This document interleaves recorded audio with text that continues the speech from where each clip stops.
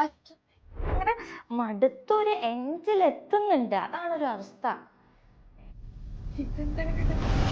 ഇതോ ഇതൊരു ടെക്നിക്ക്. നമ്മൾ ആരോടും പറയാത്ത ഇമോഷൻസോ ഫീലിങ്സ് ഒക്കെ ഇല്ലേ, അത് എക്സ്പ്രസ് ചെയ്യാൻ വേണ്ടി യൂസ് ചെയ്യുന്ന ഒരു technique. M T chair technique.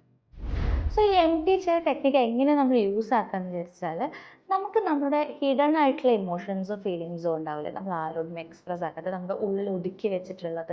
ചിലപ്പോൾ നമ്മുടെ അച്ഛനോടോ അമ്മയോടായിരിക്കാം, അല്ലെങ്കിൽ ഫ്രണ്ടിനോടായിരിക്കാം, അല്ലെങ്കിൽ നമ്മുടെ പാർട്ട്ണറോടായിരിക്കാം, അല്ലെങ്കിൽ നമുക്ക് നമ്മളോട് തന്നെ കുറച്ച് എക്സ്പ്രസ് ആക്കേണ്ട കുറച്ച് ഫീലിങ്സ് ഉണ്ടാവില്ലേ. അതിന് വേണ്ടിയിട്ടാണ് ഈ M T chair technique use ചെയ്യുക. നമ്മുടെ മുന്നിൽ ഒരു എം ടി ആയിട്ടുള്ള ചെയർ പ്ലേസ് ചെയ്യുക.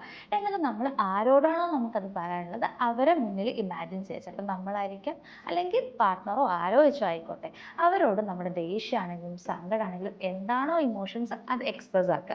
ഇതാണ് സിമ്പിളായിട്ട് എം ടി ചെയർ ടെക്നിക്ക് എന്താണെന്ന് പറയുന്നത്. സോ ഇത് കേൾക്കുമ്പോഴും ചെയ്യുമ്പോഴും നിങ്ങൾക്കത് ഭയങ്കര ഈസി ആയിട്ട് സില്ലി ആയിട്ട് തോന്നിയെങ്കിൽ ഇത് ഭയങ്കര എഫക്റ്റീവ് ആയിട്ടുള്ളൊരു ടെക്നിക്കാണ്.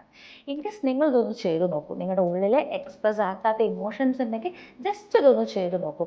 എന്നിട്ട് എന്താ ഫീൽ ചെയ്തതെന്ന് ജസ്റ്റ് ഒന്ന് കമൻറ്റ് ചെയ്യൂ കേട്ടോ. Okay, by.